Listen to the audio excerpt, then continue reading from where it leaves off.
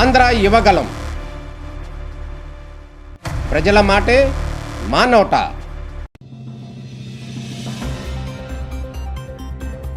అందరికీ నమస్కారం. క్రీడలను ప్రోత్సహించడం అభినందనీయమని ఆవినిగడ్డ ఎమ్మెల్యే మండలి బుద్ధప్రసాద్ అన్నారు. ఈ నెల 28న రావెళ్ల ఉదయ్ ఆధ్వర్యంలో జరగబోయే క్రికెట్ టోర్నమెంట్ కు సంబంధించిన పోస్టర్ ను ఎమ్మెల్యే మండలి బుద్ధప్రసాద్ ఆవిష్కరించారు.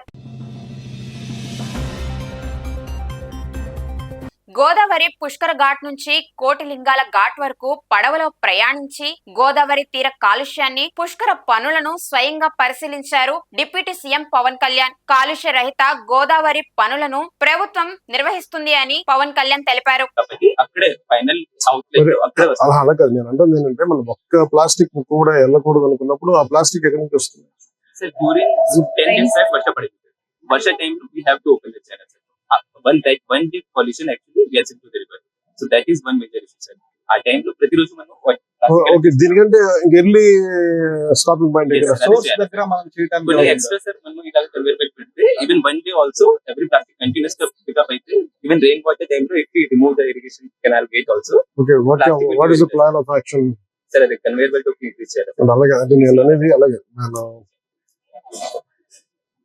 when it is worldwide event కాబట్టి let us take this opportunity to make it more safer and cleaner.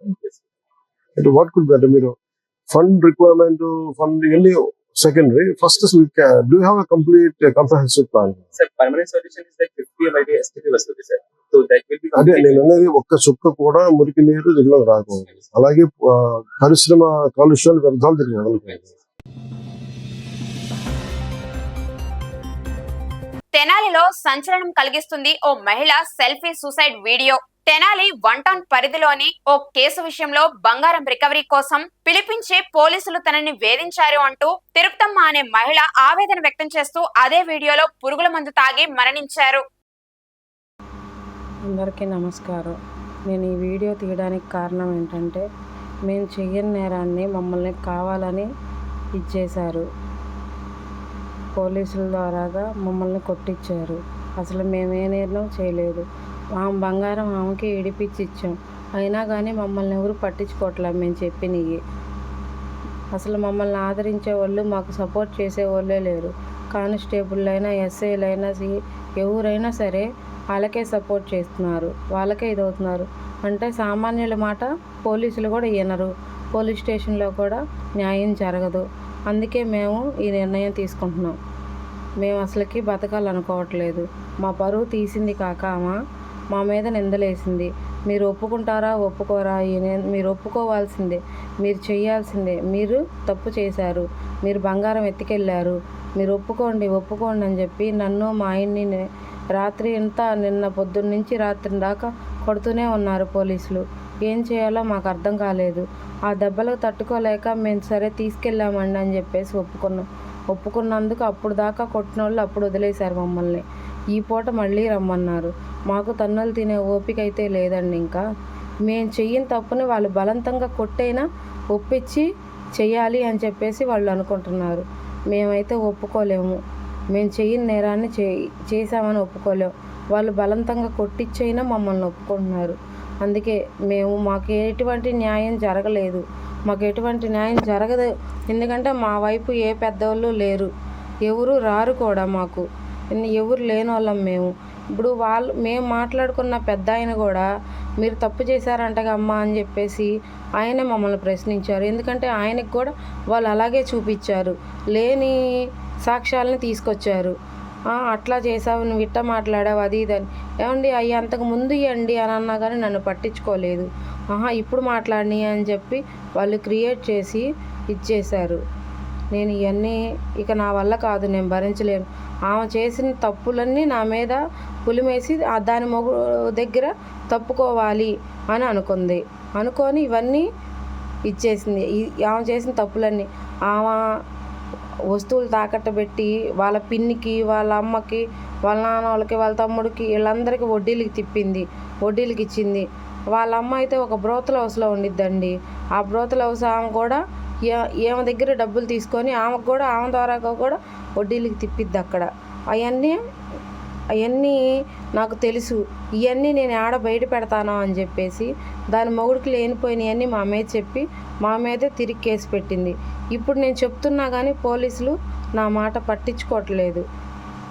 కాబట్టి కలెక్టర్ గారైనా మీరే ఇది ఎలాగోలా సాల్వ్ చేయాలండి. మేమైతే ఈ వీడియో మీకు చేరేటోడికి ప్రాణాలతో అయితే ఉన్నాము, కానీ మాకు న్యాయం జరగాలి.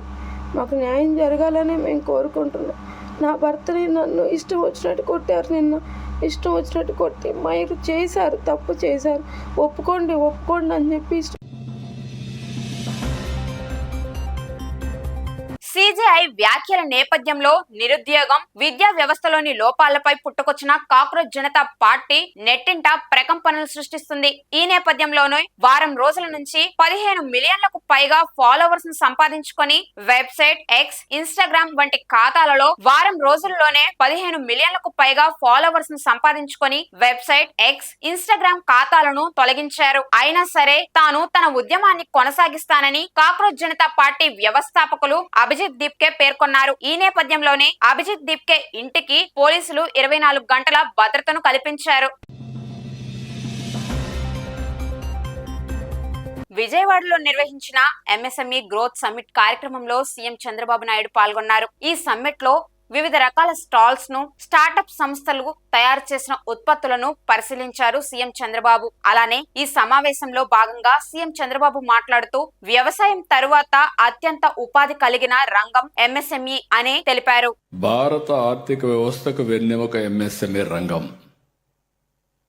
భారీ పరిశ్రమల దేశానికి ప్రతిష్ఠ తీసుకొస్తే సూక్ష్మ, చిన్న, మధ్య తరహా పరిశ్రమలు లక్షల కుటుంబాలకు జీవనోపాధి ఇస్తాయి. చిన్న ప్రయత్నంతో మొదలయ్యే ఆలోచనను పెద్ద పరిశ్రమగా మార్చే శక్తి ఎంఎస్ఎంఈలకే ఉంది.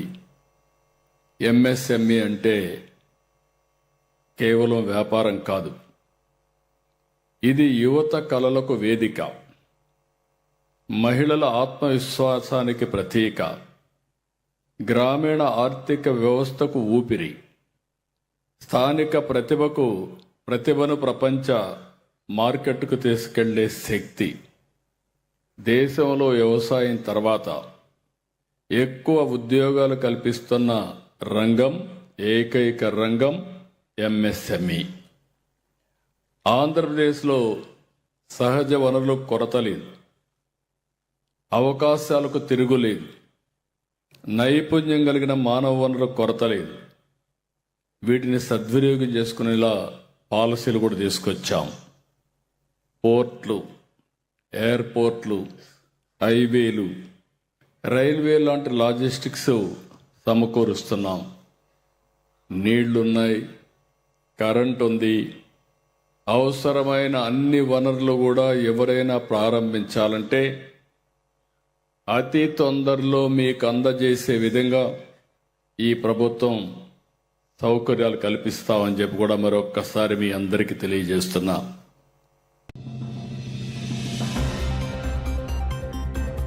ప్రపంచవ్యాప్తంగా ఆందోళన కలిగిస్తున్న ఎబోలా వైరస్ పై ఆరోగ్య నిపుణులు భారీ హెచ్చరికలు జారీ చేస్తున్నారు. ప్రారంభంలో జ్వరంగా మాత్రమే వచ్చే ఈ వైరస్ తరువాత నిర్లక్ష్యం చేస్తే ప్రాణాపాయంగా మారే అవకాశం ఉందని తెలుపుతున్నారు. అలానే ఈ వైరస్ ఒకరి నుండి మరొకరికి త్వరగా వ్యాప్తి చెందే అవకాశం కూడా ఉందని హెచ్చరిస్తున్నారు. అంతేకాకుండా ప్రస్తుతానికి ఈ వైరస్ విదేశాల్లో వ్యాప్తిలో ఉన్న కారణంగా విదేశాల నుంచి వచ్చే వారికి దూరంగా ఉండడం ఎంతైనా మంచిదని ఆరోగ్య నిపుణులు హెచ్చరిస్తున్నారు. అమెరికా విదేశాంగ మంత్రి మార్కో రూబియో తాజ్ మహల్ అందానికి ఫిదా అయ్యారు. భారత్ పర్యటనలో భాగంగా మార్కో రూబియోతో పాటు ఆయన భార్య జెనెట్ రూబియో, అలానే భారత్ లోని అమెరికా రాయబారి సెర్జియా గోర్ తో కలిసి తాజ్ మహల్ ను సందర్శించారు. ఈ నేపథ్యంలో తాజ్ మహల్ వద్ద కట్టుదిట్టమైన భద్రతను ఏర్పాటు చేశారు. దాదాపు గంటన్నర పాటు రూబియో దంపతులు తాజ్ మహల్ వద్ద గడిపారు. అయితే తాజ్ మహల్ సందర్శకుల పుస్తకంలో రూబియో దంపతులు ప్రత్యేక సందేశాన్ని రాశారు. మార్కో రూబియో భారత్ లో 4 రోజులు పర్యటించేందుకు వచ్చిన విషయం తెలిసిందే. ఆంధ్రప్రదేశ్ తెలంగాణలలో భానుడు తీవ్ర ఉగ్రరూపం దాల్చాడు. ఏపీలోని కొన్ని జిల్లాలలో ఉష్ణోగ్రతలు ఏకంగా 48 డిగ్రీలను దాటి జనాన్ని భానుడు బెంబేలెత్తిస్తుండగా తెలంగాణలో కూడా తీవ్రమైన వడగాలులు వీస్తున్నాయి. ఇదే నేపథ్యంలో 3 రోజుల పాటు ఉరుములతో కూడిన భారీ వర్షాలు అలానే తీవ్రమైన వడగాలులు వీచే అవకాశం ఉంది. దీనిలో భాగంగానే వాతావరణ శాఖ ప్రజలకు అప్రమత్తంగా ఉండాలని హెచ్చరికలు జారీ చేసింది.